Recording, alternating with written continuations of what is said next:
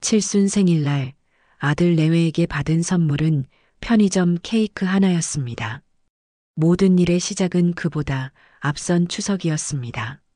며느리는 제가 평생을 아껴온 어머니의 유품을 깨뜨리고도 눈 하나 깜짝하지 않더군요. 어머나, 낡은 그릇이라 위험해서 그렇다니까요. 엄마, 그릇 하나 가지고 뭘 그래요? 제 아들마저 며느리의 편을 들었습니다. 제 집에서 저는 찬밥 신세, 투명 인간이었습니다. 절망의 끝에서 저는 돌아가신 아버지가 남겨주신 낡은 장롱을 열었습니다. 제 70평생에 그런 험한 꼴을 당하게 될 줄은 꿈에도 몰랐습니다. 모든 것이 뒤바뀌어 버린 그날은 바로 작년 추석 아침이었습니다. 온 집안에 고소한 기름 냄새가 진동하고 부엌은 뜨거운 김으로 한증막처럼 후끈거렸지요. 동이 트기도 전에 일어나 허리 한번 못 펴고 상을 차리는데 며느리 오해지는 해가 중천에 뜨고서야 방에서 나오더군요. 명절이라고 새로 산 옷은 어찌나 곱던지 기름때 묻은 제 모습과는 다른 세상 사람 같았습니다. 부엌 쪽은 쳐다보지도 않고 소파에 가 앉아 휴대폰만 들여다보는데 그 모습이 어찌나 얄밉던지요. 제가 끙끙거리며 마지막 탕국을 내가자 며느리가 그제야 휴대폰을 내려놓고 말했습니다. 어머님, 요즘은 이런 거 다 사서 하는 게 현명한 거예요. 백화점 가면 상다리 휘어지게 잘 나오는데 뭘 이렇게 힘들게 하세요. 어머님 힘드실까봐 걱정돼서 그래요. 걱정은 무슨 걱정이겠어요. 제 정성을 시대에 뒤떨어진 고생으로 여기는 그 마음이 목구멍에 가시처럼 걸렸지만 명절 아침부터 싫은 소리 하기 싫어 꾹 참았습니다. 식사가 끝나고 며느리가 그릇을 치우겠다며 나섰습니다. 그때까지만 해도 철이 들었나 싶었지요. 그런데 그릇 몇 개를 한 손에 위태롭게 겹쳐들고 가는데 제 심장이 철렁 내려앉았습니다. 그 속에 제 어머니, 그러니까 며느리에게는 시할머니가 물려주신 낡은 사기 그릇이 있었기 때문입니다. 아니나 다를까 쨍그랑 맑고 서글픈 소리와 함께 제 어머니의 얼굴 같았던 그릇이 바닥에 떨어져 산산조각 나버렸습니다. 제 마음이 무너져 내리는 것은 보이지도 않는지 며느리는 자신의 실수가 아닌 그릇 탓을 하더군요. 어머나 어떡해. 제가 이럴 줄 알았어요. 이렇게 낡은 그릇은 위험해서 쓰면 안 된다니까요. 손 안 다친 게 다행이네.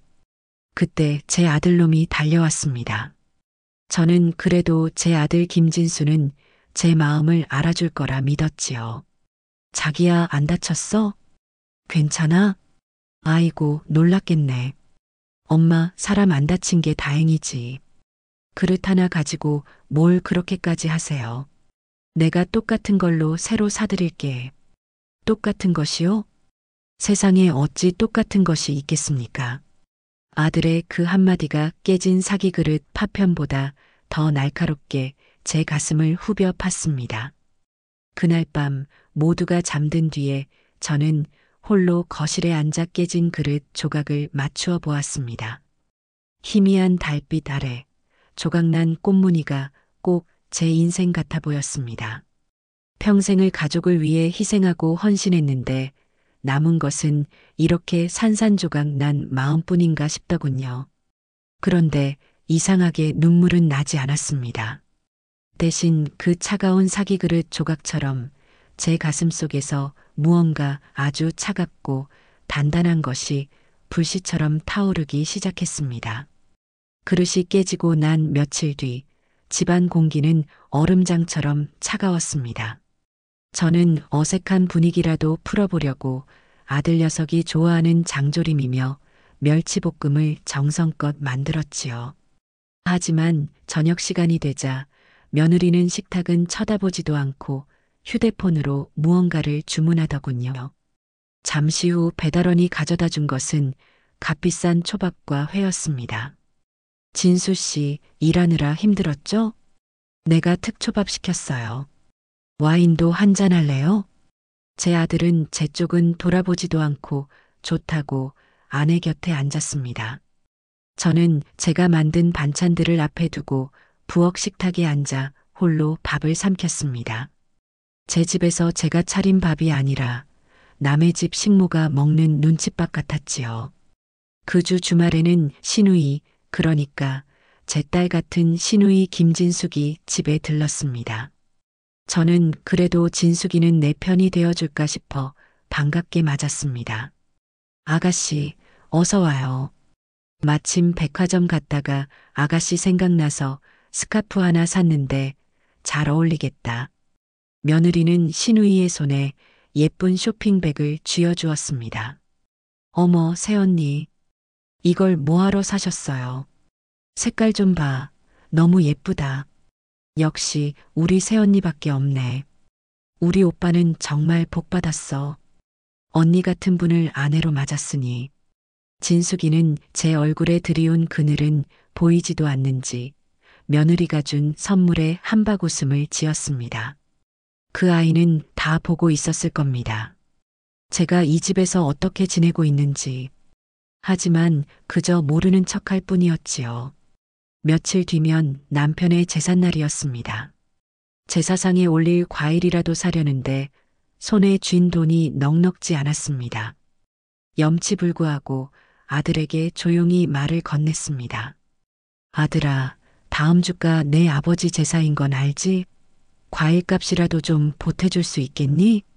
아들은 제 말을 듣자마자 아내의 눈치를 살피더군요. 아, 엄마. 그게 전에가 나중에. 그때 거실에서 통화를 하던 며느리가 다가와 제 말을 가로막았습니다. 어머님, 제사 말이에요. 요즘은 간소하게 하는 게 추세예요. 제가 인터넷으로 제사상 대행 서비스 알아봐 드릴게요. 그게 훨씬 싸고 편해요. 며느리는 남편의 제사마저 돈으로 계산하려 들었습니다. 아들은 아내의 말에 아무 대꾸도 하지 못하고 고개를 숙일 뿐이었지요. 그때 깨달았습니다. 몇 해 전 아들 녀석이 사업에 크게 실패했을 때 며느리가 자기 명의로 대출까지 받아가며 뒷수습을 다 했었지요. 그때부터였을 겁니다. 제 아들이 집안에서 큰 소리 한 번 못 내고 아내의 그림자처럼 살기 시작한 것이 제 자식의 약점 때문에 저는 이 집에서 완벽한 이방인이 되어버렸습니다. 가장 믿었던 시누이마저 저를 외면하니 사방이 벽으로 꽉 막힌 것만 같아 숨이 턱 막혀왔습니다. 시누이 진숙이가 다녀간 그날 밤 저는 잠을 이룰 수가 없었습니다. 안방을 며느리에게 내주고 창고나 다름없는 작은 방으로 밀려난 제 신세가 처량했지요. 밖에서는 아들 내외의 웃음소리가 희미하게 들려왔습니다. 이 넓은 집에 저 혼자 섬처럼 갇혀버린 기분이었습니다. 평생을 바친 내 집에서 내 자식들 곁에서 이토록 외로울 수 있다니 기가 막힐 노릇이었죠. 캄캄한 방 안에서 낡은 자개장롱만이 희미하게 빛을 내고 있었습니다.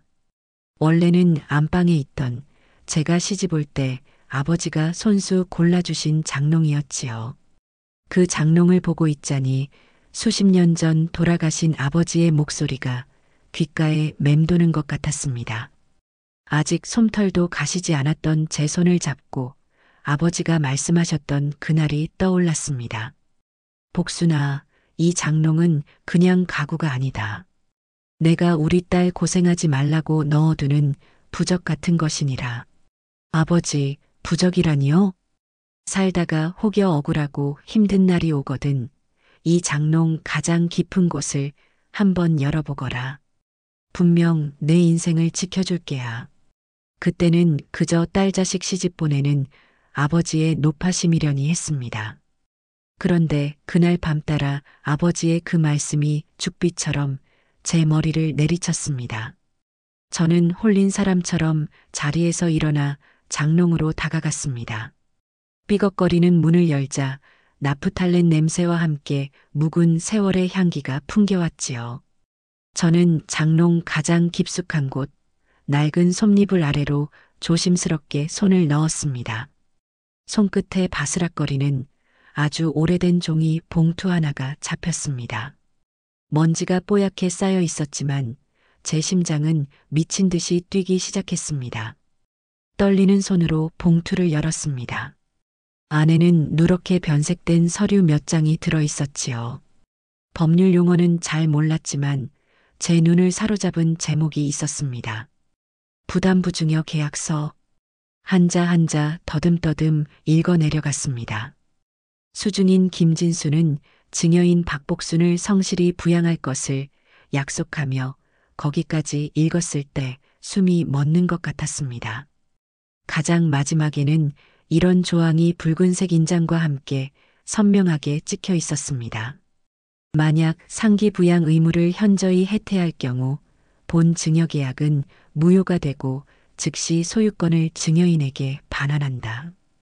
그 아래에는 제 이름과 아들의 이름 그리고 변호사의 직인까지 완벽하게 찍혀 있었지요. 작가님, 그 순간 제 눈에서 흐르던 눈물이 싹 말라버렸습니다. 이것이 아버지가 남겨주신 부적이었습니다. 저를 지켜줄 마지막 칼자루였지요. 저는 서류를 가슴에 품고 창밖을 내다보았습니다. 캄캄하기만 하던 세상에 아주 희미하지만 분명한 길이 하나 보이기 시작했습니다.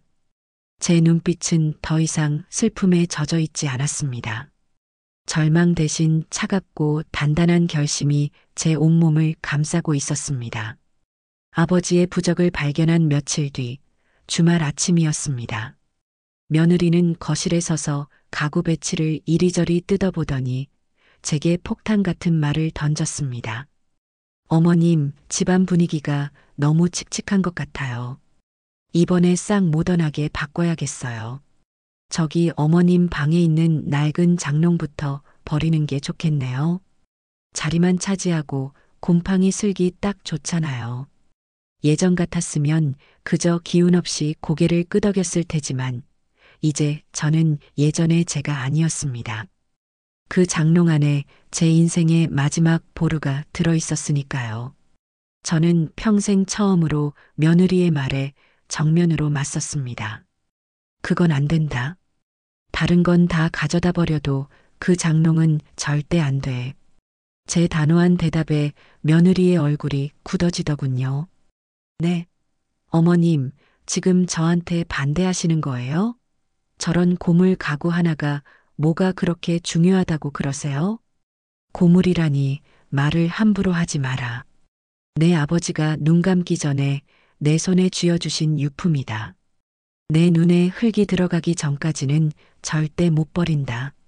제 목소리가 어찌나 컸던지 며느리도 아들놈도 토끼처럼 눈이 동그래졌더군요.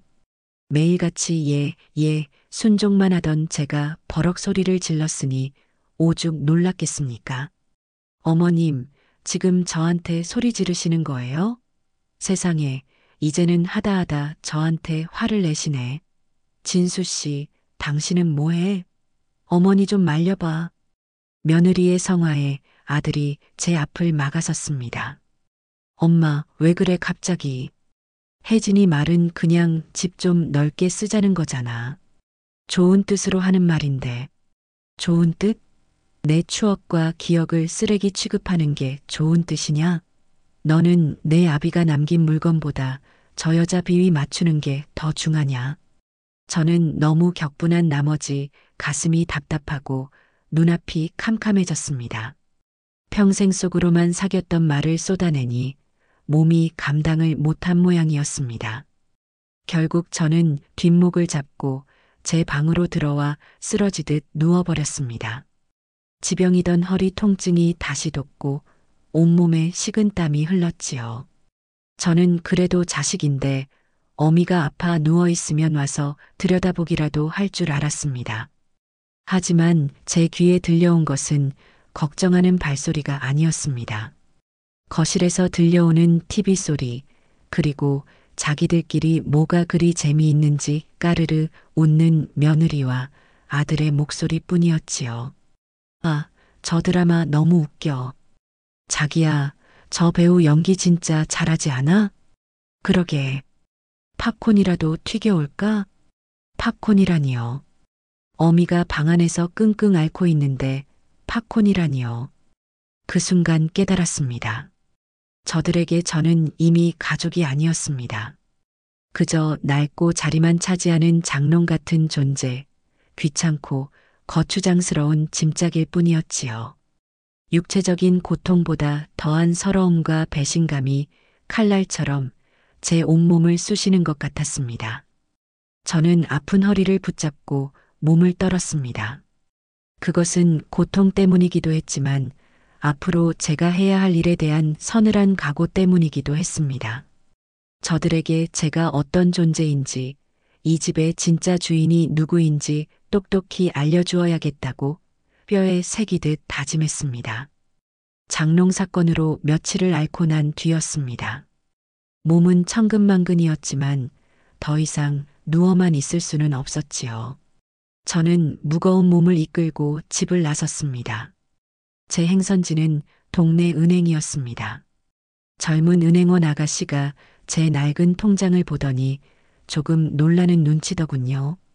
남편이 세상을 뜨기 전 제게 남겨준 작은 유산과 제가 평생 시장에서 콩나물값 아껴가며 모은 쌈짓돈이 들어있는 통장이었지요.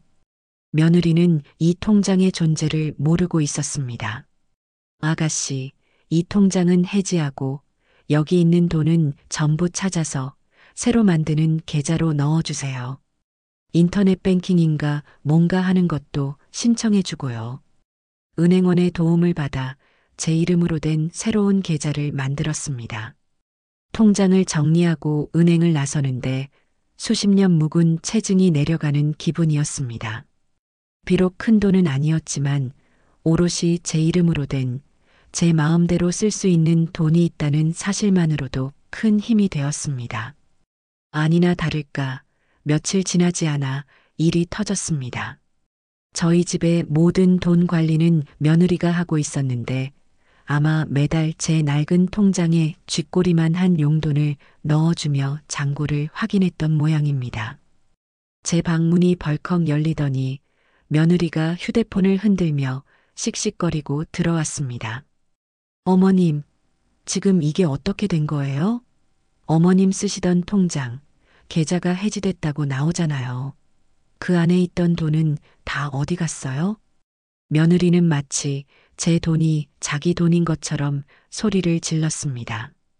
꼭 도둑을 다그치는 사람 같았지요.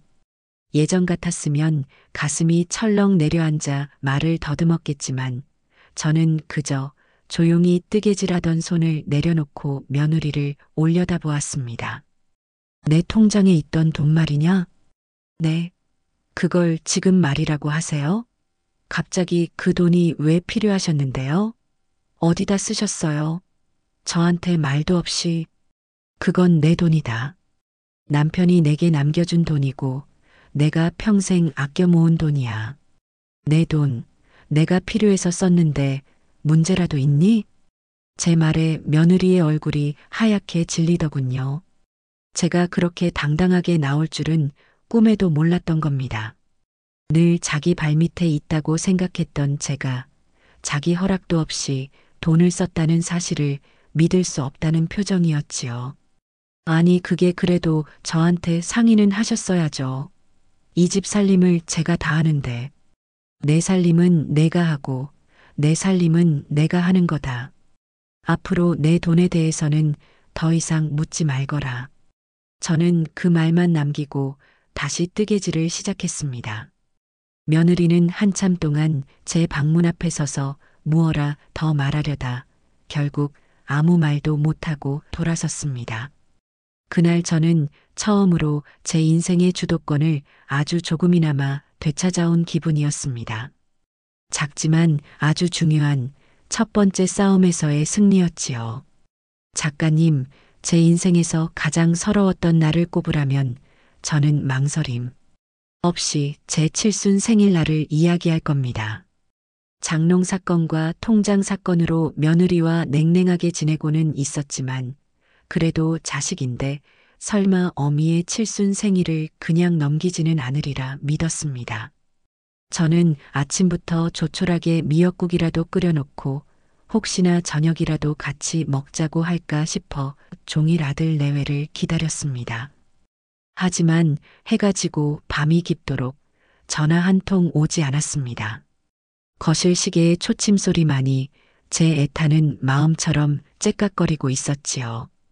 밤 11시가 넘어 현관문 열리는 소리가 들렸습니다. 저는 혹시나 하는 마음에 방에서 나갔지요. 아들 내외는 자기들끼리 외식을 하고 들어온 길이었습니다. 제 얼굴을 보더니 며느리가 마치 길에서 주운 물건을 던져주듯 작은 케이크 상자 하나를 식탁 위에 툭 올려놓더군요. 어머님, 아직 안 주무셨네요. 생신 축하드려요. 저희가 오늘 좀 바빠서 이걸로 대신할게요. 피곤해서 먼저 들어가 볼게요. 엄마, 생신 축하해.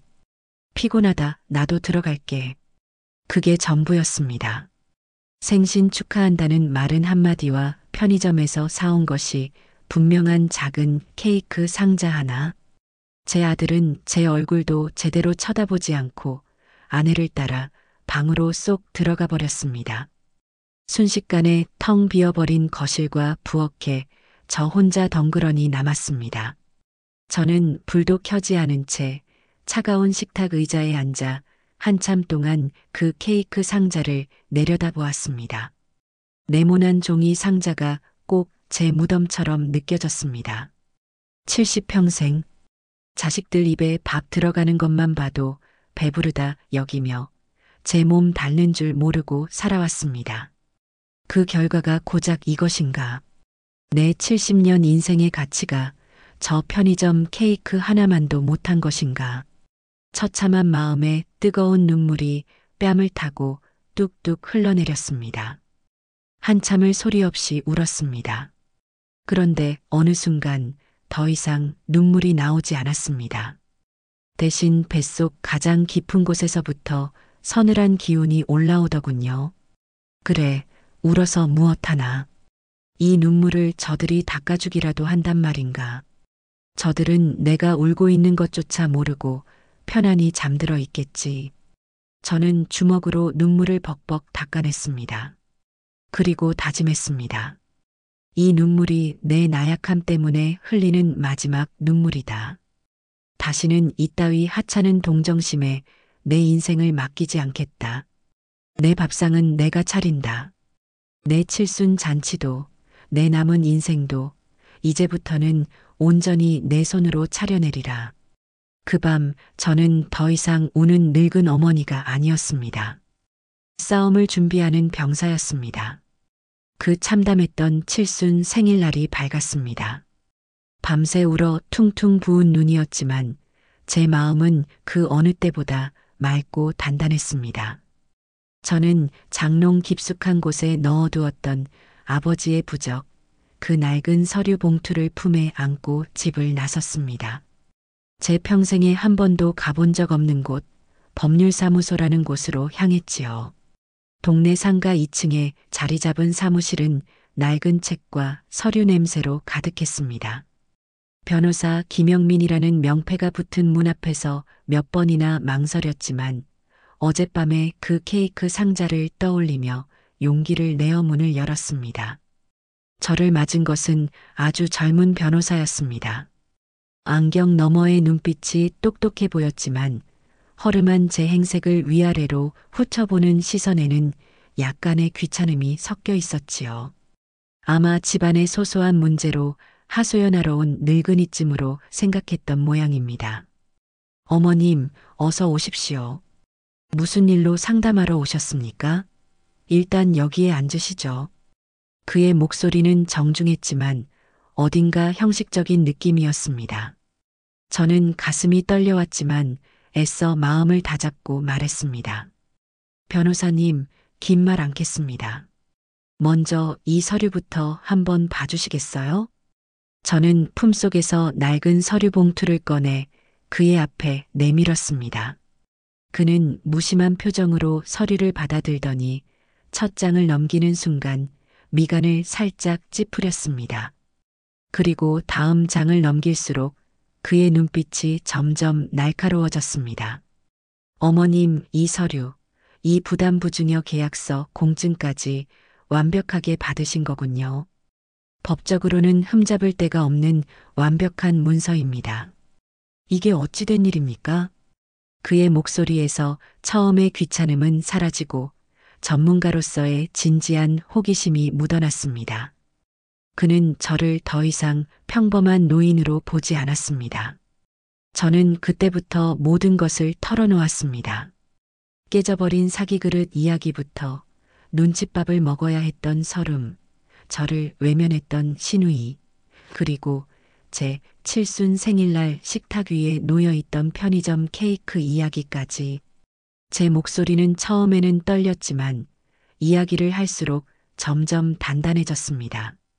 변호사님, 저는 돈을 되찾고 싶은 게 아닙니다. 제 이름 석자를 되찾고 싶은 겁니다. 평생을 자식을 위해 살아온 한 인간으로서의 제 가치를 저들에게 똑똑히 알려주고 싶습니다. 제가 이 집의 그림자가 아니라 주인이라는 것을요. 제 이야기가 끝나자 젊은 변호사는 한참 동안 말이 없었습니다. 그는 안경을 벗어닫고는 이전과는 완전히 다른 따뜻하고 굳은 눈빛으로 저를 바라보았습니다. 어머님, 죄송합니다. 제가 처음에 어머님을 오해했습니다. 이야기를 전부 듣고 나니 이 서류가 단순한 종이 쪼가리가 아니라는 것을 알겠습니다. 이건 어머님의 눈물이고 인생입니다. 그는 자리에서 일어나 제게 깊이 고개를 숙였습니다. 어머님의 그 이름 석자, 제가 반드시 되찾아드리겠습니다. 이제부터 제가 어머님의 칼이 되어드리겠습니다. 저만 믿고 맡겨주시겠습니까? 그 말을 듣는 순간 제 편은 아무도 없던 이 세상에 든든한 아군 하나를 얻은 기분이었습니다. 저는 말없이 고개를 끄덕였습니다. 사무실을 나올 때 제 발걸음은 들어갈 때와는 비교할 수 없이 가볍고 힘찼습니다.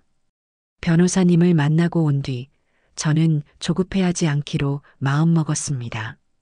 칼은 칼집에 있을 때 가장 무서운 법이지요. 섣불리 휘둘렀다가는 제 손만 베일 수 있었습니다. 옛말에 적을 알아야 이긴다고 하지 않았습니까?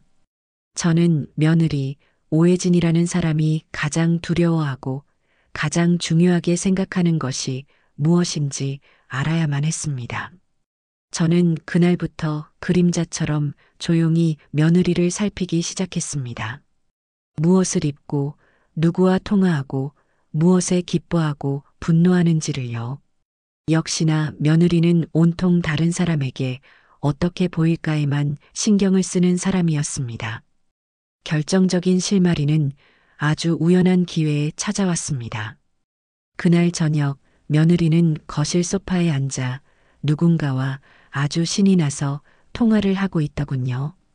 제가 바로 옆에서 빨래를 개고 있었지만 안중에도 없다는 듯이 목소리를 높였습니다. 김총무, 나야. 그래. 동창회 말이야. 회장 선거, 그거 내가 꼭 되어야지. 되고 말고. 전화기 너머로 무슨 말이 오가는지 며느리의 목소리가 한껏 들떴습니다. 그래서 말인데 이번에 임원들 모시고 호텔에서 파티 한번 하려고. 제일 좋은 데로 예약했어. VVIP 룸으로. 음식이며 와인이며 최고급으로 쏠 테니 다들 놀랄 준비나 하라고 해. 잠시 말을 끊고 듣던 며느리가 코웃음을 치며 말하더군요. 돈이 문제야? 내 이미지를 위해서라면 그 정도 투자는 해야지. 이번에 확실하게 점수 따서 내가 회장 되는 거 보여줄게. 다들 나한테 잘 보여야 할 거야, 앞으로. 저는 빨래를 개던 손을 멈추고 귀를 기울였습니다. 돈이 문제가 아니라 이미지가 문제라고요? 그깟 동창회 회장이 뭐라고 호텔에서 파티까지 연다고 합니다. 그 순간 저는 깨달았습니다. 며느리에게 가장 중요한 것은 돈도 가족도 아닌 다른 사람들 앞에서의 체면과 사회적 지위라는 것을요. 그것이 저 여자의 가장 강력한 무기이자 가장 치명적인 약점이었습니다. 며느리의 통화가 끝나고 저는 조용히 제 방으로 들어왔습니다. 심장이 두근거렸지만 그것은 두려움 때문이 아니었습니다. 안개 속에 가려져 있던 길이 환하게 드러나는 기분이었지요. 내가 가장 빛나고 싶은 바로 그 자리. 내가 너의 성공을 증명하고 싶어 안달이 난 바로 그 무대. 그래, 바로 거기다. 내가 공들여 차리는 그 화려한 파티가 바로 너의 가면을 벗겨낼 심판대가 될 것이다. 저는 저도 모르게 나지막이 움졸였습니다. 그래, 복수의 무대는 바로 거기여야만 해. 그날 밤 저는 제 방 거울 앞에 섰습니다. 거울 속에는 더 이상 눈물 짓던 늙고 초라한 제가 없었습니다. 대신 서늘하지만 희미한 미소를 짓고 있는 낯선 얼굴이 보였습니다. 싸움의 무대가 정해졌습니다. 이제 남은 것은 그 무대 위에서 춤을 출 칼을 가는 일뿐이었습니다. 며느리의 약점을 파악하고 난 뒤 저는 다음 단계로 넘어갔습니다. 아무리 단단해 보이는 둑이라도 작은 구멍 하나로 무너지는 법이지요. 저는 아들 내외의 관계에 작은 균열을 내기로 마음먹었습니다. 마침 며느리가 외출하고 아들 녀석 혼자 거실에 앉아 TV를 보고 있더군요. 지금이 기회였습니다. 저는 조용히 아들 곁으로 다가가 앉았습니다. 아들은 멋쩍은 듯 제 눈치를 살피더군요. 아들아, 할 말이 있다. 다음 주가 내 아버지 제삿날인 것은 잊지 않았겠지. 아, 그럼요, 엄마. 당연히 기억하죠. 내 아버지 살아생전에 과일을 참 좋아하셨잖니. 제사상에 올린 좋은 사과라도 좀 사게. 돈 10만 원만 다오. 그리고 이 일은 내 처에게는 말하지 말거라. 괜히 시끄러워질 테니. 제 말에 아들의 얼굴이 금세 어두워졌습니다. 돈 때문이 아니라 아내 몰래 무언가를 해야 한다는 사실이 두려웠던 겁니다. 그 꼴을 보니 마음이 아팠지만 저는 일부러 모르는 척 아들을 재촉했습니다. 한참을 망설이던 아들은 제가 계속 쳐다보자 마지못해 자리에서 일어나 안방으로 들어갔습니다. 아마 며느리 몰래 숨겨둔 비상금을 꺼내려 했던 모양입니다. 그런데 하필이면 그때 외출했던 며느리가 집에 돌아왔습니다. 진수 씨, 지금 거기서 뭐해요? 옷장 뒤는 왜 뒤지고 있어요? 설마 나 몰래 비상금 숨겨둔 거 아니죠? 며느리의 날카로운 목소리에 아들의 어깨가 움찔 떨렸습니다. 손에 쥐고 있던 꼬깃꼬깃한 5만 원짜리 2장이 바닥으로 떨어졌지요. 이게 뭐야? 당신 아직도 정신 못 차렸어? 내가 당신 사업비 갚느라 얼마나 고생했는데 아직도 나 몰래 돈을 빼돌려? 이 돈으로 또 뭐 하려고 했어? 아니야, 그런 거. 오해야, 자기야. 그게 아니고. 저는 거실에서 모든 것을 지켜보고 있었습니다. 아들은 쩔쩔매며 변명을 늘어놓았지만 며느리는 매섭게 쏘아붙였지요. 오해는 무슨 오해? 당장 말 못해? 이 돈으로 뭐 하려고 했냐고. 궁지에 몰린 아들이 결국 모든 것을 실토했습니다. 제사상에 올릴 과일값 때문에 그랬다고요. 저는 아들이 또 아내에게 고개를 숙일 것이라 생각했습니다. 그런데 그 순간 믿을 수 없는 일이 벌어졌습니다. 뭐라고요? 고작 과일값 때문에 이 난리를 쳤다고요? 어머님은 왜 맨날 돈 하신대? 그 돈이 어떤 돈인데 어머님한테 함부로 줘? 그 말이 아들의 마지막 자존심을 건드린 모양입니다. 말 조심해. 우리 엄마가 아니라 돌아가신 우리 아버지 제사상에 올릴 과일값이야. 내가 내 아버지 제사상에 올릴 과일값 10만 원도 내 마음대로 못해? 당신한테 허락받아야 하냐고. 아들은 처음으로 아내에게 소리를 질렀습니다. 며느리는 남편의 거친 반항에 놀라 입을 다물지 못했지요. 저는 그 모습을 보며 조용히 제 방으로 들어왔습니다. 비록 저를 위한 저항은 아니었지만 그들의 경고해 보였던 관계에 아주 작고 선명한 균열이 생기는 소리를 똑똑히 들었습니다. 아들 내외가 크게 다툰 뒤로 집안에는 살얼음판 같은 정적이 흘렀습니다. 며느리는 저를 없는 사람 취급했고 아들은 제 눈치를 보며 한숨만 푹푹 내쉬었지요.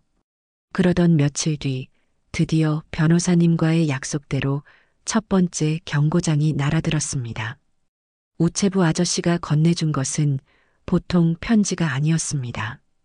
받는 사람 이름 옆에 내용 증명이라는 붉은 도장이 찍힌 보기만 해도 위압감이 느껴지는 공식적인 서류였지요.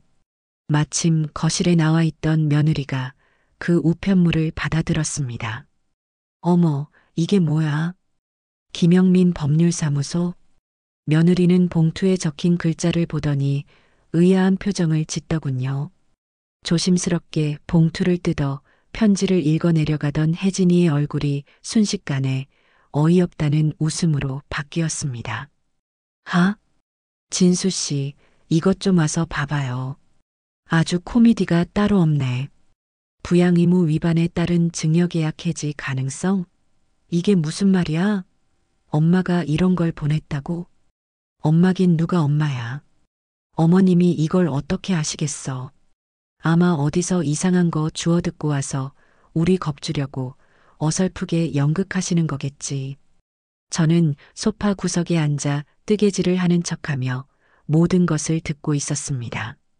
저들은 제가 보낸 편지라는 것을 알면서도 애써 현실을 부정하고 있었습니다. 아들 녀석은 그래도 조금 불안했던 모양입니다. 그래도 법률사무소 명의로 온 건데 정말 변호사 선임하신 거 아닐까? 그 말에 며느리가 큰 소리로 비웃더군요. 변호사? 변호사가 무슨 동네 구멍가게 이름인 줄 알아요? 수임료가 얼만데. 어머님이 그럴 돈이 어디 있으시다고. 지난번에 통장 해지해서 가져가신 그 쌈짓돈 조금으로 변호사를 사? 말도 안 되는 소리 하지 마요. 며느리는 제 가난을 무기 삼아 스스로를 안심시키고 있었습니다.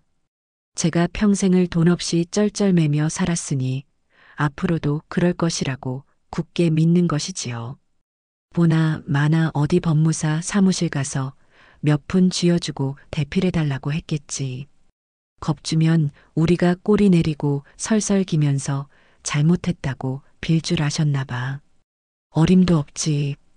저는 아무 말도 하지 않았습니다. 그저 며느리가 하는 양을 조용히 지켜볼 뿐이었지요.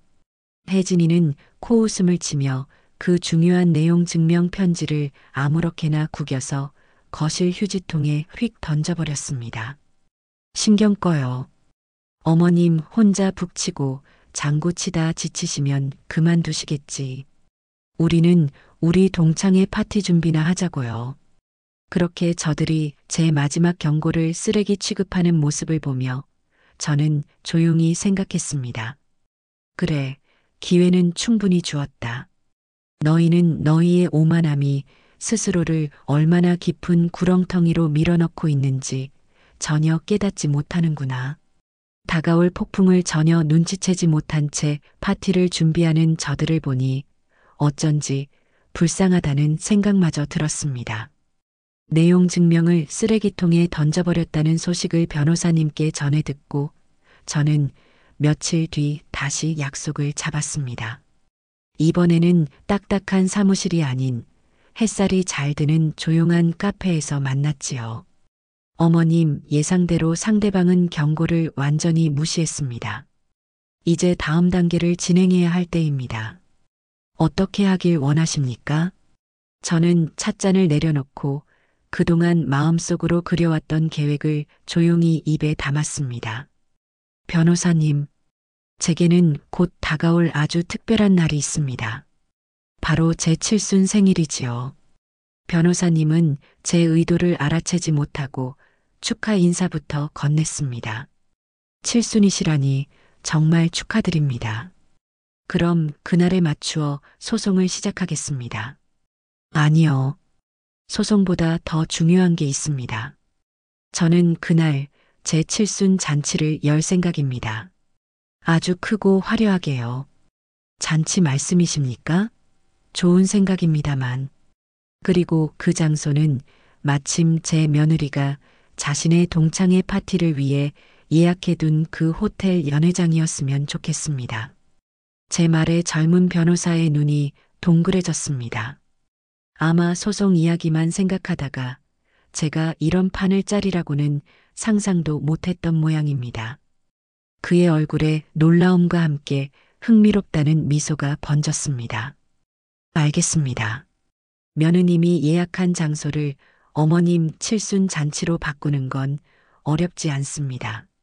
하객은 누구를 부를까요? 우리 집안의 모든 친척들을 불러주십시오. 저를 외면했던 제 시누이도 빼놓지 말고요. 그리고 가장 중요한 손님들이 있습니다. 제 며느리가 그렇게 신경 쓰는 그 명문대 동창회 임원들이라는 사람들. 한 명도 빠짐없이 모두 초대해야 합니다. 저는 며느리가 가장 높이 쌓아 올린 탑 위에서 며느리가 가장 아끼는 구경꾼들 앞에서 그 탑을 무너뜨리고 싶었습니다. 가장 화려한 순간에 가장 처참한 나락으로 떨어뜨려야만 했습니다. 며칠 뒤 저는 며느리에게 칠순 잔치 이야기를 꺼냈습니다. 며느리는 자기가 예약한 호텔에서 잔치를 연다는 말에 처음에는 기가 막히다는 표정을 짓더군요. 네, 제 동창회 파티는요? 어머님, 갑자기 왜 이러세요? 내 동창회는 내년에도 할 수 있지 않니? 하지만 어미 칠수는 평생에 단 한 번뿐이다. 내가 예약한 그 좋은 곳에서 내 동창회 손님들까지 모시고 성대하게 치러주면 내 체면도 서고 얼마나 좋겠니? 제 말에 며느리의 눈이 반짝 빛났습니다. 잠시 머릿속으로 계산기를 두드리는 듯 하더니 금세 얼굴에 가식적인 미소를 지었습니다. 자신의 동창회 임원들 앞에서 이렇게까지 시어머니를 챙기는 효부의 모습을 보여줄 절호의 기회라고 생각한 것이지요. 어머나, 제가 생각이 짧았네요, 어머님. 당연히 그래야죠. 걱정 마세요. 제가 제 동창회 파티보다 훨씬 더 화려하고 성대하게 준비해서 어머님 어깨가 으쓱해지시도록 만들어 드릴게요. 그날부터 며느리는 신이 나서 잔치 준비를 시작했습니다. 가장 비싼 코스 요리를 예약하고 가장 화려한 꽃 장식을 주문했지요. 완벽한 비극의 무대를 제 손으로 직접 꾸미고 있다는 사실은 꿈에도 모른 채 말입니다. 저는 그저 조용히 폭풍이 몰려올 그날을 기다릴 뿐이었습니다. 드디어 제 칠순 잔치가 열리는 날이 밝았습니다. 막상 그날이 되니 정말 내가 이런 일을 벌여도 되는 것인가 마음이 조금 약해지더군요. 그렇게 제가 방 안에서 망설이고 있을 때 40년 지기 시장 친구가 헐레벌떡 저희 집으로 쳐들어왔습니다. 박복순, 너 아직도 그 꼴로 앉아있으면 어떡해. 오늘 내가 주인공인 날인데 전쟁터에 나가는 장수가 갑옷도 안 입고 나갈 셈이야? 당장 일어나. 제 친구는 제 손을 잡아 끌다시피 해서 밖으로 데리고 나갔습니다. 며느리와 아들은 아침부터 잔치 준비를 한다며 부산을 떨며 이미 집을 나선 뒤였지요. 친구가 저를 데려간 곳은 평생 제 발로는 한번 가보지 못했던 번쩍이는 백화점이었습니다. 친구는 제게 어울릴 만한 옷을 이리저리 골라주었지요. 아이고, 영자야. 내 나이에 무슨 이런 화사한 옷이냐. 그냥 집에 있는 거 입고 가도 돼. 시끄러워. 오늘만큼은 내가 세상에서 제일 고와야 해. 이건 내가 너한테 주는 선물이야. 허리 펴고 당당하게 입어. 친구의 성화에 못 이겨 저는 난생 처음으로 몸에 꼭 맞는 우아한 보랏빛 원피스를 입어보았습니다. 그 다음에는 저를 고급 미용실로 끌고 가 머리까지 손질해 주었지요. 거울 속에 비친 제 모습이 저 자신도 믿기지 않을 만큼 낯설고 또 곱게 느껴졌습니다. 잔치가 시작될 시간이 되었지만 저희는 일부러 조금 늦게 호텔로 향했습니다. 주인공은 원래 마지막에 등장하는 법이라고 친구가 윙크를 하더군요. 화려한 연회장 문 앞에 서니 안에서 며느리의 웃음소리와 사람들의 웅성거리는 소리가 들려왔습니다. 복순아, 이제 내 무대야. 고개 빳빳이 들고 허리 꼿꼿이 펴고 저 문을 여는 순간 넌 더 이상 희생만 하던 박복순이 아니야. 알았지? 저는 친구의 손을 한번 꼭 잡고 크게 심호흡을 한 뒤 연회장의 문을 열고 들어섰습니다. 제가 안으로 들어서는 순간 시끄럽던 연회장의 모든 소음이 거짓말처럼 멎었습니다. 모든 사람들의 시선이 제게로 향했지요. 가장 놀란 것은 단상 앞에서 하객들을 맡고 있던 제 며느리와 아들이었습니다. 며느리는 손님들에게 인사를 하려던 참인지 입가에 걸었던 가식적인 미소를 그대로 굳힌 채 저를 쳐다보았습니다. 제 아들놈은 마치 처음 보는 사람을 대하듯 멍한 표정이었지요. 그들의 눈 속에서 저는 분명히 보았습니다. 단순한 놀라움을 넘어선 본능적인 불안감과 서늘한 두려움을요. 그들은 깨달은 겁니다. 오늘의 이 잔치가 자신들이 생각했던 것과는 전혀 다른 방향으로 흘러가리라는 것을요. 제 등장으로 잠시 얼어붙었던 잔치는 며느리의 가식적인 웃음과 함께 금세 다시 시끌벅적해졌습니다. 며느리는 언제 놀랐냐는 듯 제 곁에 바싹 붙어 살갑게 굴었지요. 동창의 임원들에게는 저를 세상에 둘도 없는 시어머니인 것처럼 소개했습니다. 호호, 그럼요. 저희 어머님은 정말 소녀 같으세요. 제가 진짜 친딸처럼 모시고 있답니다. 오늘 잔치도 제가 어머님 기쁘게 해드리려고 특별히 준비한 거예요. 그 뻔뻔한 연극을 보고 있자니 헛웃음이 나왔지만 저는 그저 말없이 미소만 지었습니다. 더 큰 무대가 기다리고 있었으니까요. 음악이 흐르고 와인잔이 부딪히며 잔치가 무르익어갈 무렵 드디어 며느리가 마이크를 잡고 단상 위로 올라갔습니다. 오늘 행사의 주인공은 저였지만 모든 스포트라이트를 자기가 받으려는 속셈이었지요. 바쁘신 와중에도 저희 어머님의 칠순을 축하해 주시기 위해 귀한 걸음 해주신 내빈 여러분, 진심으로 감사합니다. 특히 저희 동창의 임원 여러분께는 제가 얼마나 저희 어머님을 사랑하는지 보여드릴 수 있게 되어 정말 기쁘네요. 자, 이제 저희 어머님을 위해 며느리가 감동적인 연설을 막 시작하려던 바로 그 순간이었습니다. 잔치의 사회자를 자처했던 제 변호사 김영민 씨가 부드럽게 며느리의 말을 막고 나섰습니다. 아, 잠시만요, 오혜진 여사님. 며느님의 따뜻한 마음은 잠시 후에 듣기로 하고 그 전에 저희가 어머님을 위해 특별히 준비한 영상이 있습니다. 어머님의 70평생을 돌아보는 감동적인 영상이니 모두 스크린을 주목해 주시기 바랍니다. 며느리는 자기가 주인공이 되어야 할 순간을 빼앗겨 기분이 나쁜 듯 했지만 감동적인 영상이라는 말에 어쩔 수 없이 고개를 끄덕이며 무대 옆으로 비켜섰습니다. 하객들은 박수를 치며 스크린을 바라보았지요. 연회장의 모든 불이 꺼지고 대형 스크린이 환하게 밝아졌습니다. 하지만 스크린에 나타난 것은 제 젊은 시절 사진이 아니었습니다. 그 대신 아주 차가운 글씨체로 이런 제목이 떠올랐습니다. 박복순 여사님께 드리는 아들 내외의 효행 성적표. 웅성거리던 장내가 순식간에 조용해졌습니다. 그리고 영상이 시작되었지요. 첫 화면은 추석날 아침 산산조각 났던 제 사기 그릇 사진이었습니다. 이어서 며느리의 목소리가 연회장에 울려 퍼졌습니다. 우리 시어머니? 완전 꼰대라 말이 안 통해. 저 늙은이랑 하루도 더 같이 살기 싫어. 그것은 제가 우연히 들었던 며느리의 통화 내용이었습니다. 며느리의 얼굴이 새하얗게 질리는 것이 어둠 속에서도 보였습니다. 영상은 계속되었습니다. 제가 아파서 누워있던 날짜 기록, 아들 내외가 그 시간에 배달 음식을 시켜 먹었던 카드 내역, 그리고 마지막으로 내용 증명이라는 글자가 찍힌 편지가 휴지통에 구겨져 박혀 있는 사진으로 끝이 났습니다.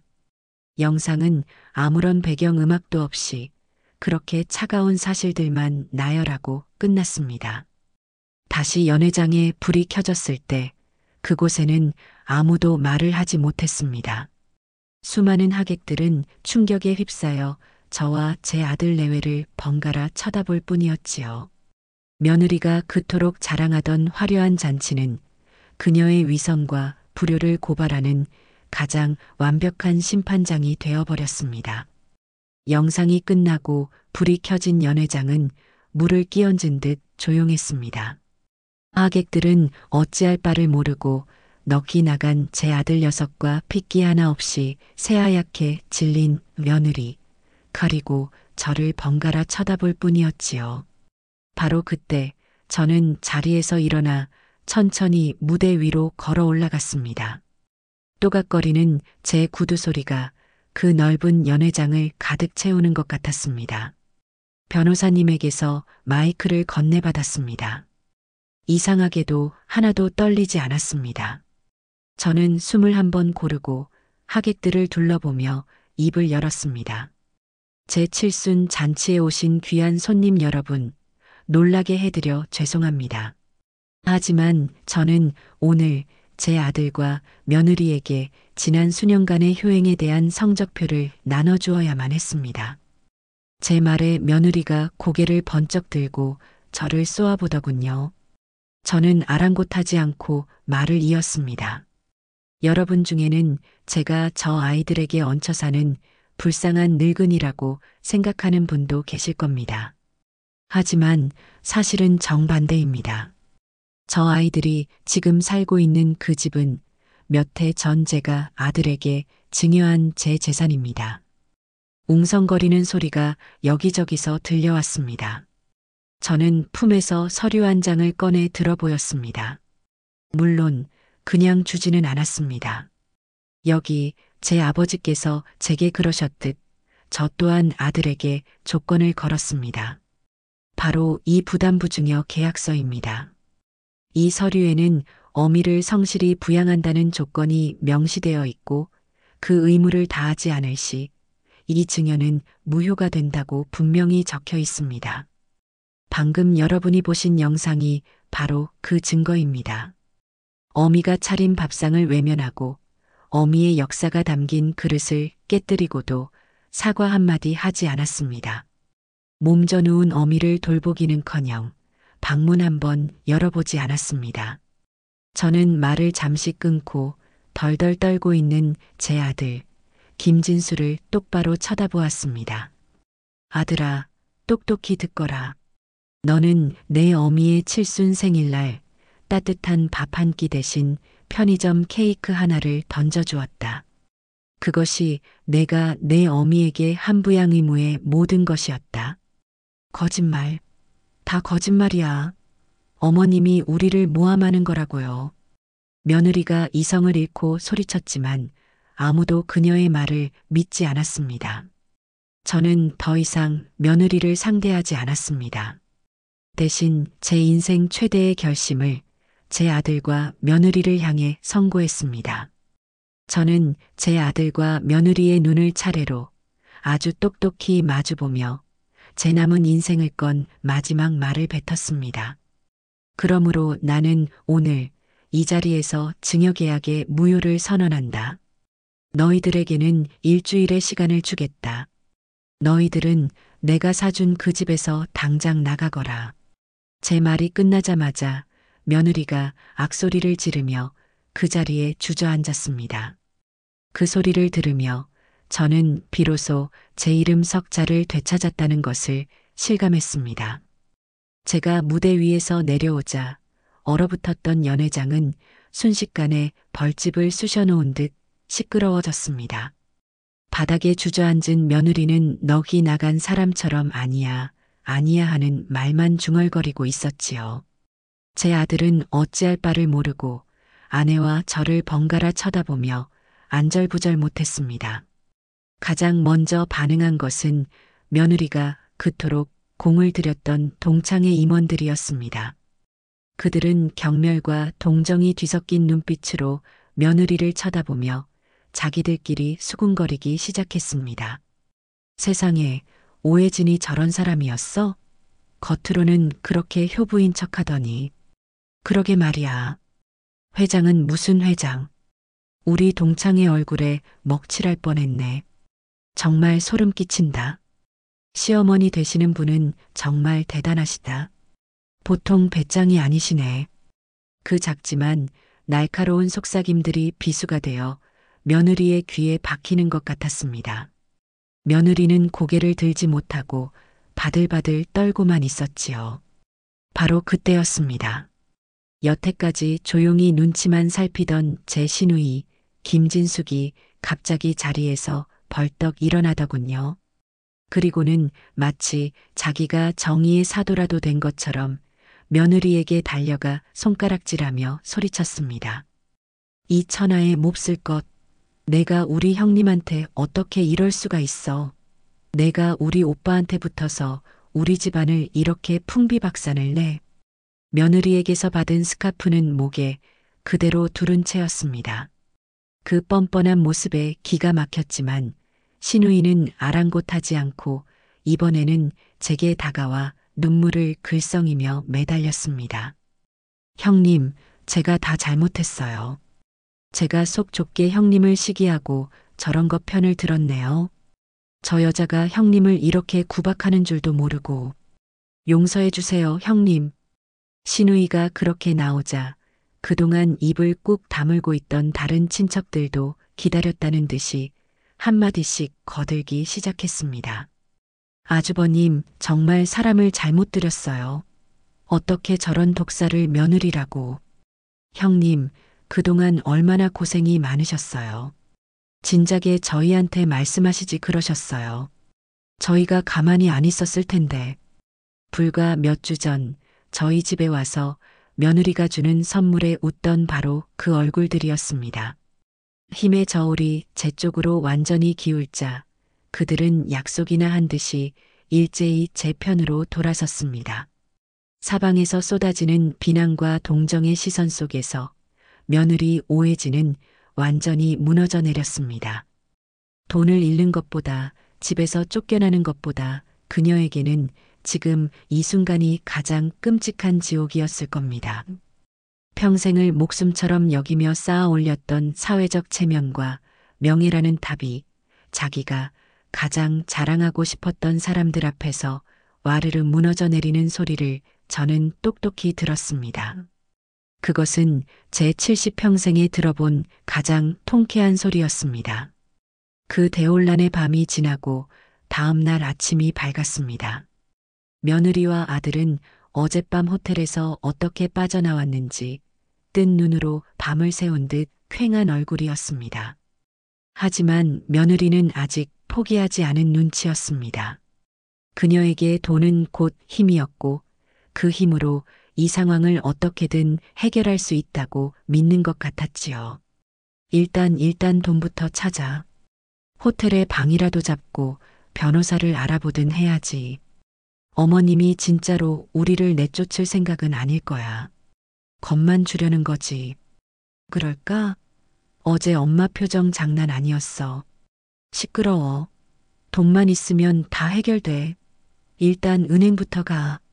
며느리는 아들을 닥달해 가까운 은행 현금 인출기 앞으로 갔습니다. 어젯밤에 굴욕으로 잔뜩 날이 서 있었지만 카드를 넣을 때만 해도 여전히 당당했지요. 하지만 기계는 돈 대신 낯선 경고 문구만 뱉어냈습니다. 법원의 지급정지 명령에 따라 거래가 제한된 계좌입니다. 뭐야 이거, 기계가 고장났나? 며느리는 믿을 수 없다는 듯 카드를 빼서 다시 넣었습니다.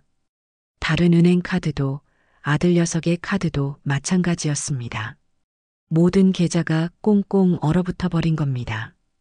다급해진 며느리는 은행 창구로 달려갔습니다.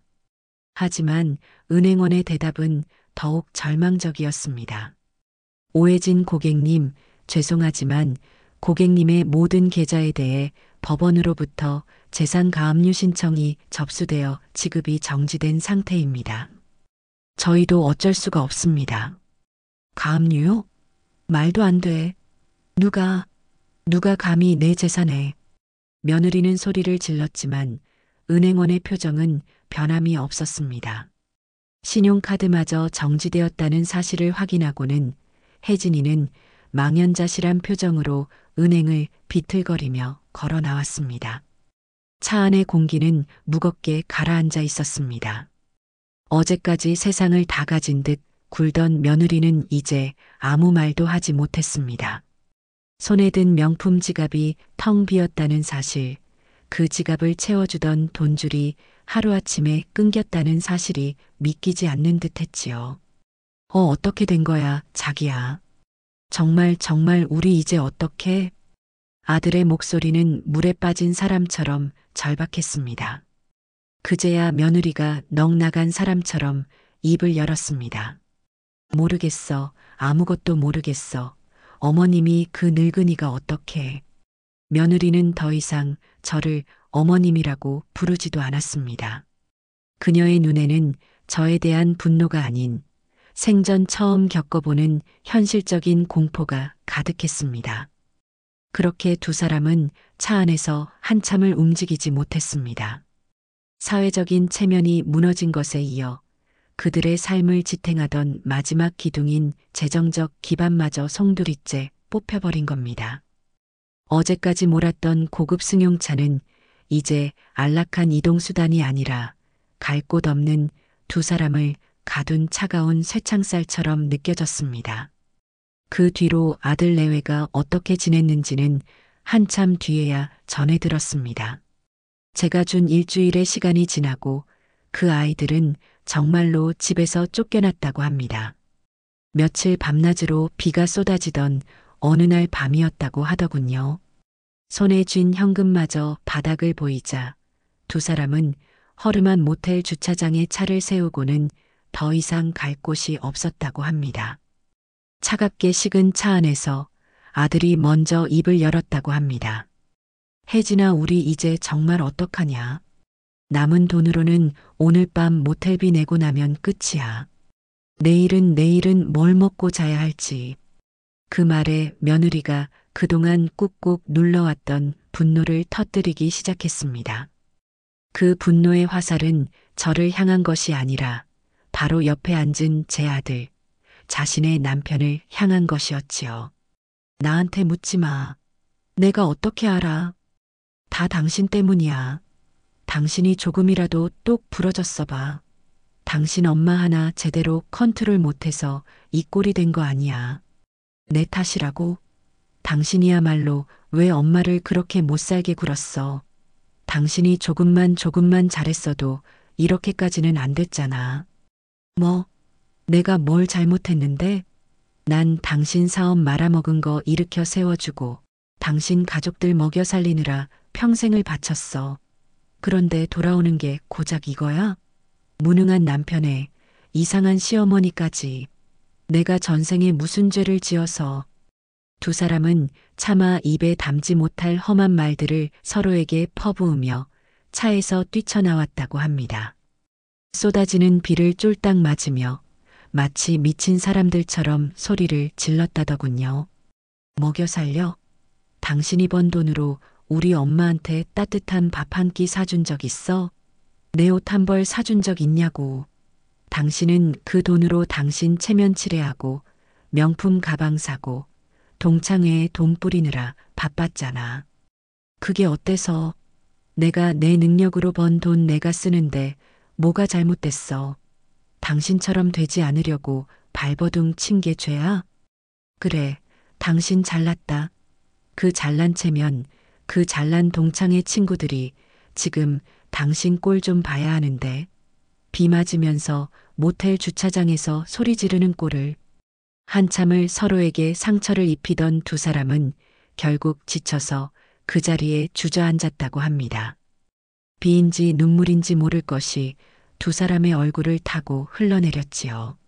화려한 옷을 입고 고급 레스토랑에서 와인을 마시던 그들의 모습은 어디에도 없었습니다. 그저 쏟아지는 비 아래 서로의 과거를 물어뜯고 책임을 떠넘기며 자신들의 추악한 밑바닥을 고스란히 드러낸 두 남녀가 있을 뿐이었습니다. 그들의 결혼 생활 역시 겉만 번지르르한 빈 껍데기였다는 것이 증명되는 순간이었지요. 그 빗속에서의 처절한 싸움이 끝나고 두 사람은 결국 현실을 마주해야만 했다고 합니다. 당장 오늘 먹을 밥 한 끼, 하룻밤 잠잘 곳을 구해야 했으니까요. 결국 며느리는 자신의 화려했던 이력서는 아무 소용이 없다는 것을 깨닫고 당일로 돈을 벌 수 있는 식당 주방 일을 구했다고 합니다. 늘 최고급 레스토랑에서 우아하게 식사만 하던 며느리가 뜨거운 김이 뿜어져 나오는 비좁은 주방에 서게 된 겁니다. 고무장갑을 낀 손은 금세 불어터졌고 허리를 굽혀 산더미 같은 그릇을 닦다 보면 온몸이 땀으로 흠떡 젖었지요. 거기 새 아줌마, 그릇에 고춧가루 그대로 묻어 있잖아. 똑바로 안 닦아? 손님 떨어지게 할 일 있어? 평생 남에게 고개 한번 숙여본 적 없던 며느리는 식당 주인의 핀잔에 아무 대꾸도 하지 못하고 죄송하다는 말만 되뇌었다고 합니다. 남이 먹다 남긴 음식물 찌꺼기를 치우며 그녀는 아마 처음으로 제가 평생을 서 있던 그 부엌의 고단함을 생각했을 겁니다. 속으로 이런 말을 삼켰다고 하더군요. 설거지가 이렇게 힘든 거였나? 제 아들놈의 사정도 다르지 않았습니다. 편한 사무실 책상에 앉아 서류만 보던 아들은 먼지가 뽀얗게 날리는 건설 현장에서 벽돌을 나르고 시멘트를 섞어야 했습니다. 땡볕 아래에서 땀을 뻘뻘 흘리다 보면 어지러워서 주저앉고 싶을 때가 한두 번이 아니었다고 하더군요. 어이, 김씨, 거기서 뭘 꾸물거려. 당신 하나 때문에 지금 일 전체가 늦어지잖아. 빨리빨리 안 움직여. 네. 반장님, 죄송합니다. 금방 하겠습니다. 아들은 자신보다 한참은 어려 보이는 사람들에게 굽실거리며 평생 들어본 적 없는 험한 말을 들어야만 했습니다.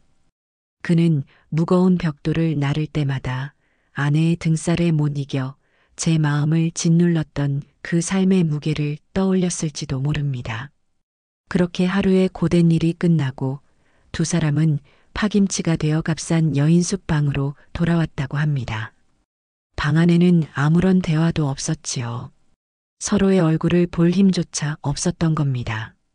며느리는 부러터진 제 손을 내려다보고 아들은 욱신거리는 어깨를 주물렀습니다. 땀 흘려번 돈의 무게가 얼마나 무거운지, 남에게 무시당하는 서름이 얼마나 뼈아픈지를 온몸으로 깨닫는 순간이었습니다. 그들은 아마 그 방에서 말은 하지 않았지만 같은 생각을 했을 겁니다. 자신들이 그토록 하찮게 여겼던 어머니의 노동과 그들이 당연하게 무시했던 어머니의 마음이 어떠했을지를 말입니다. 그것은 돈으로도 학벌로도 배울 수 없는 진짜 인생 공부의 시작이었습니다. 아들 내외가 땀과 눈물로 진짜 인생 공부를 하고 있을 무렵 저는 제 인생의 새로운 장을 열고 있었습니다. 그 아이들을 내보낸 뒤 저는 미련 없이 수십 년을 살았던 그 집을 처분했습니다. 슬픈 기억과 아픈 상처가 깃든 곳에 더는 머물고 싶지 않았기 때문입니다. 그리고 저는 그 돈과 제 남은 쌈짓돈을 합쳐 동네 시장 근처에 작은 상가 하나를 샀습니다. 평생을 남의 밥상을 차리며 살았으니 이제는 제 이름 석자를 걸고 제 밥상을 차려보고 싶었지요. 제 곁에는 늘 제 편이 되어 주었던 40년 지기 친구 영자가 함께했습니다. 저희 둘이서 낡은 가게를 쓸고 닦아 햇살이 잘 드는 깨끗하고 환한 공간으로 만들었지요. 그리고 복순이네 반찬이라는 작은 간판을 내걸었습니다. 복순아, 가게 이름이 그게 뭐냐? 너무 촌스럽다. 좀 세련되게 짓지. 촌스러우면 어때? 내 이름인데. 평생 누구 엄마, 누구 아내로만 살았는데 이제라도 내 이름으로 불려보고 싶다, 나는. 그래, 우리 박 사장님, 잘해보자고. 내가 옆에서 팍팍 밀어줄게. 친구와 함께 새벽 시장에서 장을 보고 나란히 앉아 나무를 다듬고 정성껏 조림을 만들다 보면 웃음이 절로 나왔습니다. 잃어버렸던 제 삶의 활기를 되찾은 기분이었습니다. 저희 가게는 금세 동네에서 입소문이 나기 시작했습니다. 화려한 음식은 아니었지만 좋은 재료를 아끼지 않고 제 자식 먹인다는 마음으로 정직하게 만들었기 때문입니다. 손님들이 하나둘 늘어났지요. 사장님, 여기 나물은 꼭 우리 친정엄마가 해주시던 맛이랑 똑같아요. 너무 맛있어요.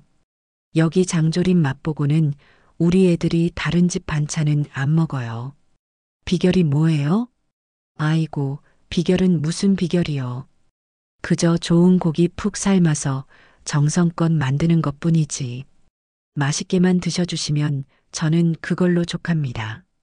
해가 저물고 가게 문을 닫을 시간이 되면 몸은 고단했지만 마음만은 날아갈 듯 가벼웠습니다. 제 손으로 번 돈으로 가게 월세도 내고 친구 월급도 주고 제 생활도 꾸려나갔습니다. 누구에게도 의지하지 않고 오롯이 제 힘으로 일어서게 된 겁니다. 손님들의 맛있다는 칭찬 한마디가 며느리의 어떤 가식적인 칭찬보다 더 달콤했습니다. 저는 더 이상 아들 내외의 안위를 걱정하며 밤을 지새우는 늙은 어머니가 아니었습니다. 제 가게를 책임지고 제 인생을 꾸려나가는 사장 박복순이었습니다. 그것은 제 70평생에 처음으로 느껴보는 짜릿한 기쁨과 보람이었습니다. 제 가게가 조금씩 자리를 잡아갈 무렵 제 아들놈은 매일같이 지옥 같은 하루를 보내고 있었다고 합니다. 흙먼지를 뒤집어 쓴 채 고된 노동을 마치고 터덜터덜 집으로 돌아가는 길. 그 길에 제 가게가 있다는 것을 우연히 알게 되었다더군요. 그날 이후로 아들은 퇴근길에 매일같이 길 건너편 어두운 길모퉁이에 서서 제 가게를 몰래 훔쳐보았다고 합니다. 땀과 먼지로 얼룩진 작업복 차림으로는 차마 환한 가게 안으로 들어설 용기가 나지 않았던 게지요. 가게 안의 제 모습은 아들이 기억하던 모습과는 너무나도 달랐다고 합니다. 늘 아내의 눈치만 보며 주눅 들어있던 어머니가 아니었습니다. 환하게 웃으며 손님을 맞고 반찬 맛을 묻는 손님에게 자신있게 설명하는 제 모습은 당당한 복순이네 반찬 가게의 주인이었지요. 사장님, 오늘 솜씨가 더 좋으시네.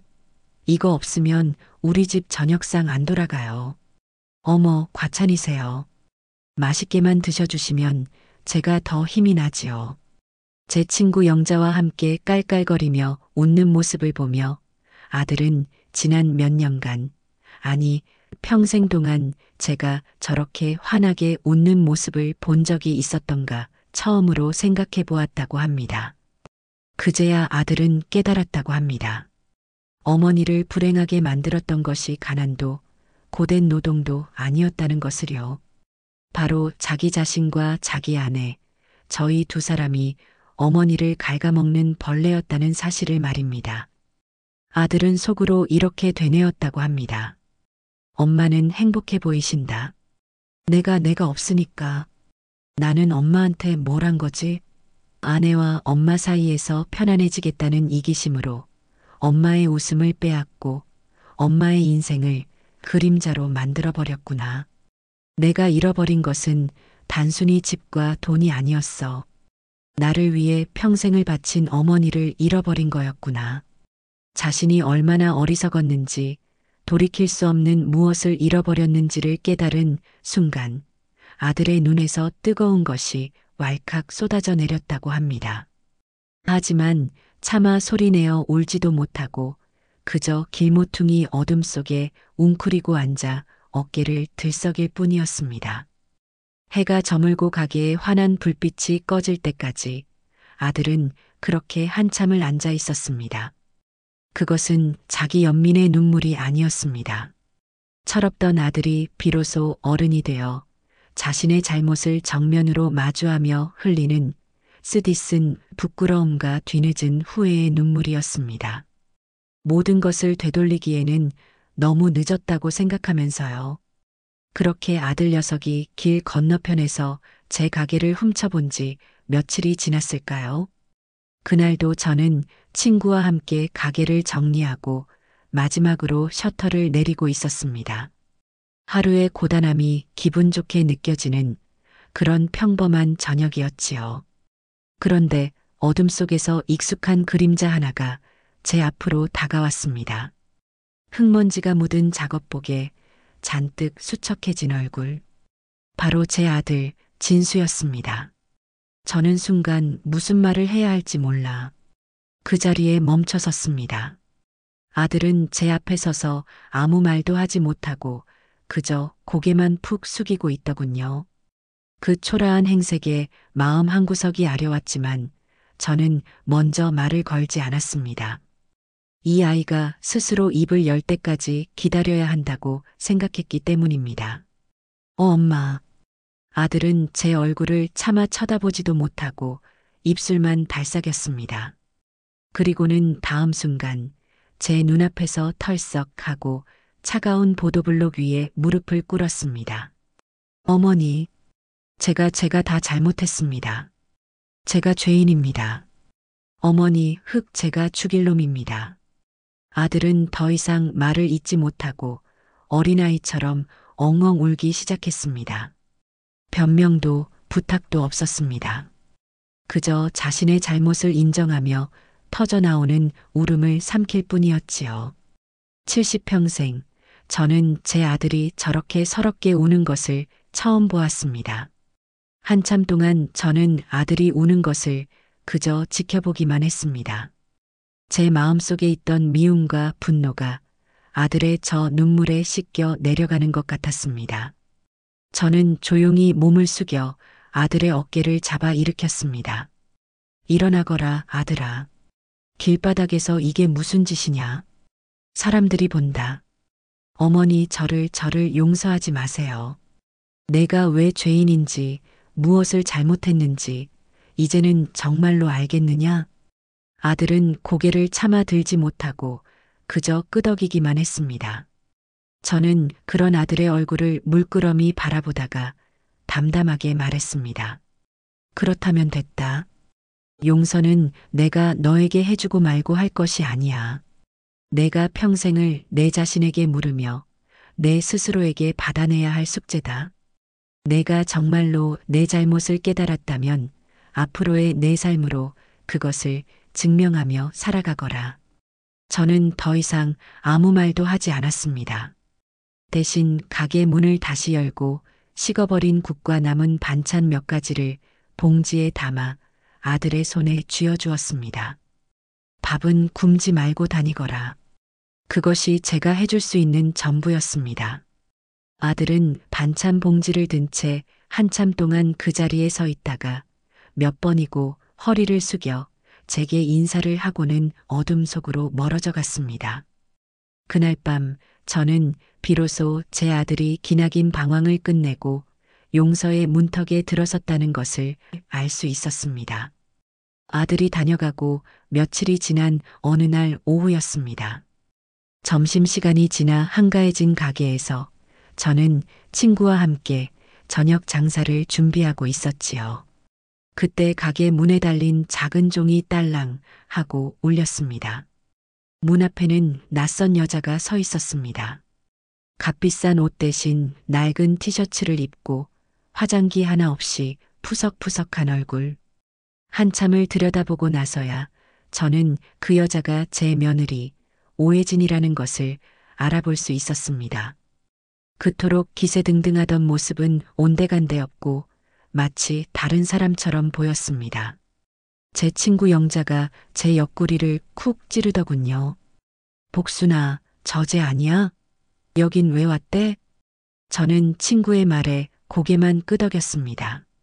며느리는 가게 안으로 들어오지도 못하고 문 앞에서 한참을 망설였습니다.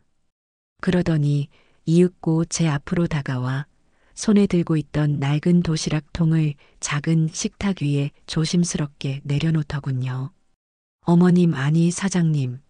잠시 드릴 말씀이 있어서 왔습니다. 며느리는 저를 어머님이라 불렀다가 황급히 사장님이라고 고쳐 불렀습니다. 그 모습에서 지난 몇 달간의 세월이 얼마나 혹독했는지가 느껴졌습니다. 저는 아무 말 없이 며느리를 바라보았습니다. 며느리는 제 시선을 피하며 도시락 뚜껑을 열었습니다. 안에는 모양도 엉성하고 간도 제대로 맞지 않아 보이는 반찬 몇 가지가 들어 있었지요. 제가 처음으로 제 손으로 밥상을 차려봤습니다. 식당 주방에서 어깨 너머로 배운 솜씨라 볼품이 없습니다. 며느리는 깊이 고개를 숙였습니다. 어깨가 가늘게 떨리고 있었습니다. 그런데 어머님, 정말 맛이 없네요. 제가 만들었지만 정말 형편없습니다. 어머니가 평생 차려주신 그 밥상이 얼마나 대단했는지, 얼마나 힘든 노동이었는지 이제야 아주 조금은 알겠습니다. 며느리의 눈에서 눈물이 뚝뚝 떨어져 식탁 위로 번졌습니다. 제가 어머님의 그 귀한 세월을 너무나 하찮게 여겼습니다. 죄송합니다. 정말 죄송합니다, 어머님. 저는 한참 동안 말이 없었습니다. 저는 조용히 젓가락을 들었습니다. 그리고 며느리가 만들어 온 짜고 모양도 엉성한 그 계란말이 하나를 집어 입으로 가져갔습니다. 맛은 정말 없었습니다. 하지만 저는 그 계란말이를 천천히, 아주 천천히 씹어 삼켰습니다. 그것은 단순한 음식이 아니었습니다. 며느리가 자신의 모든 자존심을 내려놓고 바치는 세상에서 가장 무거운 사죄의 밥상이었습니다. 밥은 먹고 다니는구나. 됐다. 그만 가보거라. 제 말에 며느리는 더 이상 아무 말도 하지 못하고 몇 번이고 허리를 숙여 인사를 하고는 가게를 나섰습니다. 그 뒷모습은 더 이상 밉지가 않았습니다. 저는 며느리가 놓고 간 도시락을 물끄러미 바라보았습니다. 비로소 길고 길었던 싸움이 끝났다는 것을, 그리고 아주 다른 모습으로 새로운 관계를 시작해야 할 시간이 왔다는 것을 알 수 있었습니다. 제가 아들의 사죄를 받아준 그날 이후 아들은 제 가게에 다시 찾아오지 않았습니다. 저는 아들이 또다시 아내의 등살에 못 이겨 주저앉은 것은 아닌가 속으로 조금 걱정이 되기도 했지요. 하지만 제 아들은 제가 생각했던 것보다 훨씬 더 큰 결심을 했던 모양입니다. 아들은 남은 돈을 탈탈 털어 금방이라도 멈춰설 것 같은 낡은 중고 트럭 한 대를 샀다고 합니다. 그리고는 아내에게 이렇게 말했다고 하더군요. 혜진아, 우리 다시는 어머니께 손 벌리지 말자. 내가 땀 흘려서 번 돈으로 우리 힘으로 다시 시작하는 거야. 아무리 힘들어도 이건 내가 지켜야 할 마지막 자존심이야. 그날 이후 제 아들은 매일같이 별도 보이지 않는 캄캄한 새벽에 집을 나섰다고 합니다. 시끄러운 경매 소리와 거친 상인들의 목소리로 가득 찬 과일 도매 시장이 아들의 새로운 일터가 되었습니다. 평생을 책상 앞에만 앉아있던 아들이 장화를 신고 무거운 과일 상자를 번쩍번쩍 들어 나르는 상인들 틈에서 좋은 과일을 고르기 위해 이리저리 뛰어다녔다고 합니다. 어이, 총각. 그렇게 어리바리하게 굴어서 장사하겠어? 물건 보는 눈부터 키워야지. 사과가 다 거기서 거기 갔지? 아닙니다, 사장님. 한 번만 더 자세히 보겠습니다. 좋은 물건으로 좀 부탁드립니다. 아들은 그렇게 멸시를 당하면서도 굽실거리며 장사하는 법을 하나씩 배워나갔습니다. 아버지로서, 남편으로서, 그리고 아들로서 무너졌던 자신을 다시 일으켜 세우기 위해서였지요. 그렇게 새벽 시장에서 떼온 과일을 싣고 아들은 도시 외곽의 한적한 도로변에 자리를 잡았습니다. 정직한 과일이라는 삐뚤빼뚤한 팻말을 세워두고 지나가는 차들을 향해 목청껏 외쳤다고 합니다. 오늘 들어온 신선한 과일 사세요. 맛없으면 돈 안 받습니다. 달고 맛있는 제철 과일 있습니다. 처음에는 차들이 쌩쌩 지나가기만 해서 하루 종일 과일 한 봉지 팔지 못한 날도 많았다고 합니다. 그래도 아들은 포기하지 않고 매일 같은 시간에 같은 자리를 지켰습니다. 저는 가끔 가게 문을 일찍 닫고 버스를 타고 한참을 달려 아들이 장사하는 곳 근처로 가보곤 했습니다. 아들이 저를 볼까 싶어 멀리 나무 뒤에 서서 한참 동안 아들의 모습을 지켜보았지요.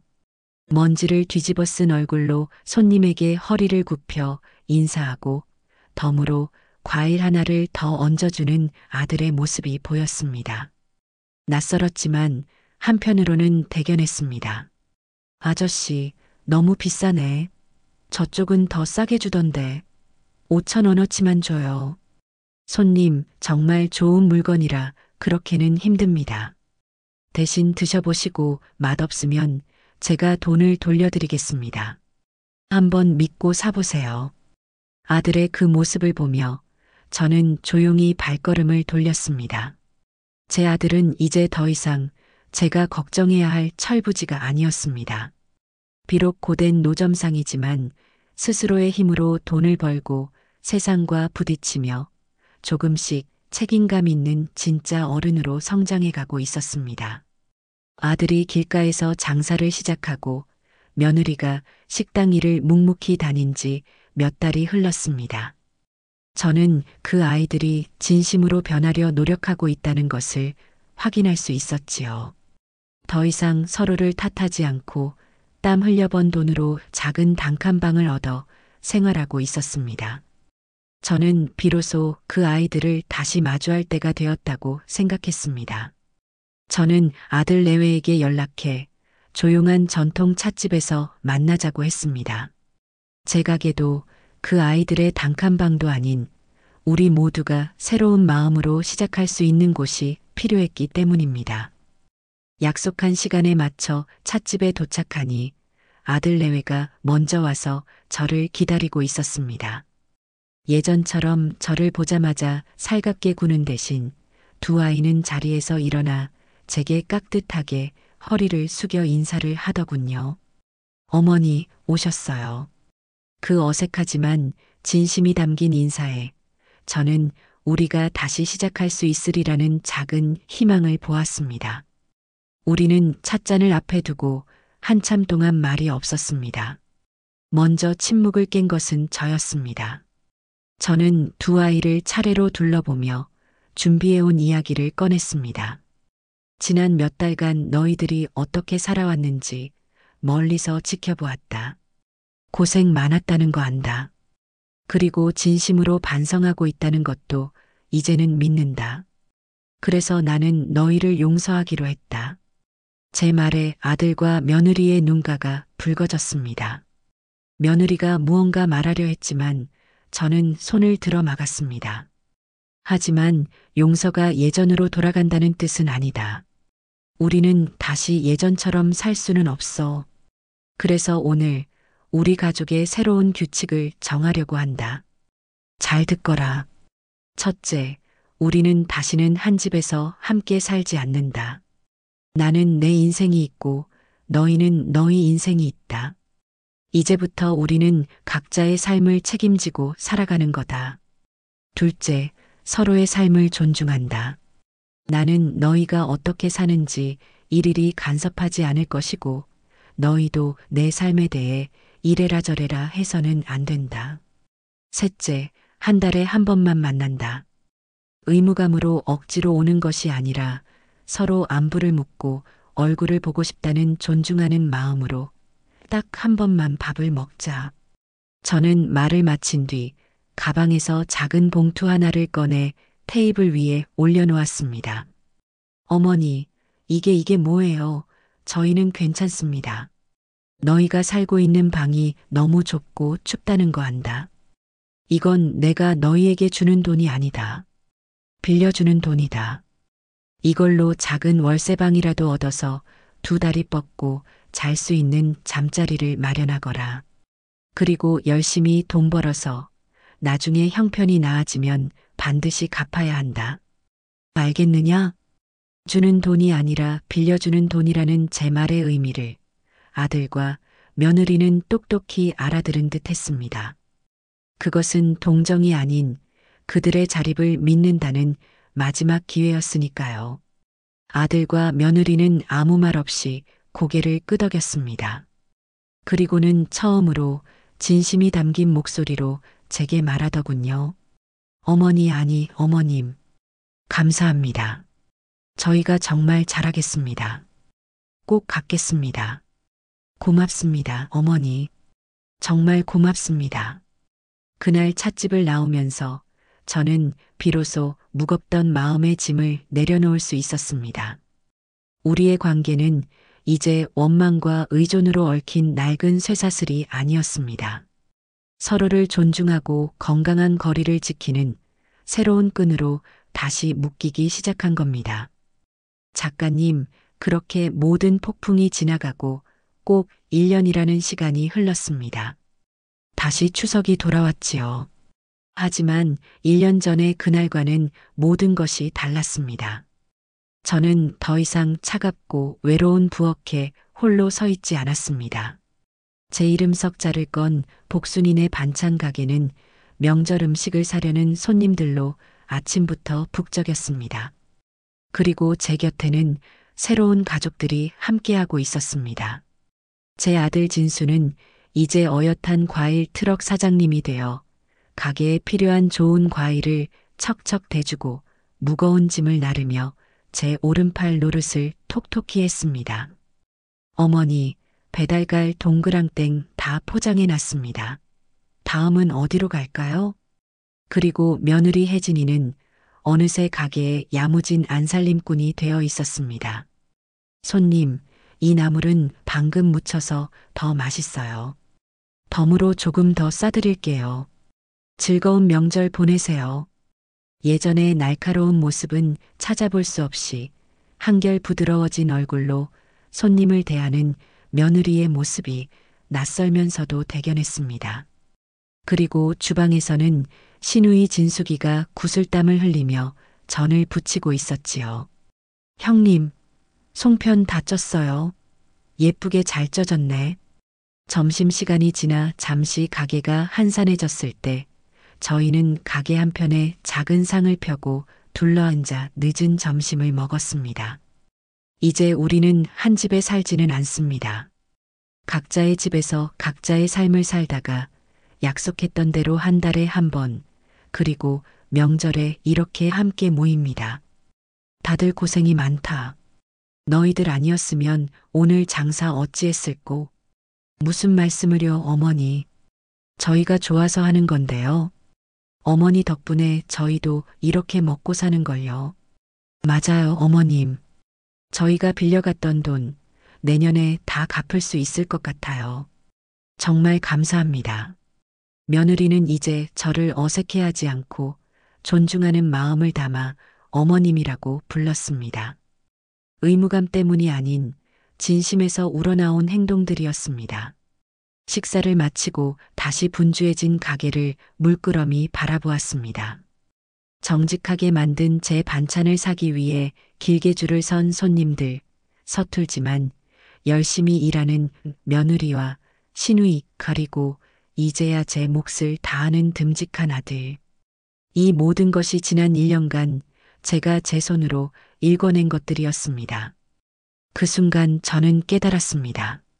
제가 평생 차려왔던 밥상은 그저 음식을 올리는 상이 아니었다는 것을요. 젊은 날에는 자식을 위한 희생의 밥상이었고 어느 날에는 서름과 눈물의 밥상이었습니다. 하지만 지금 제 눈앞에 펼쳐진 이 풍경이야말로 비로소 남이 아닌 제 자신이 온전히 차려낸 진짜 인생의 밥상이라는 것을요. 제각의 간판 너머로 보이는 맑은 가을 하늘을 보며 저는 제 70평생 처음으로 진정한 행복의 미소를 지었습니다. 작가님, 제 긴 이야기를 들어주셔서 정말 감사합니다.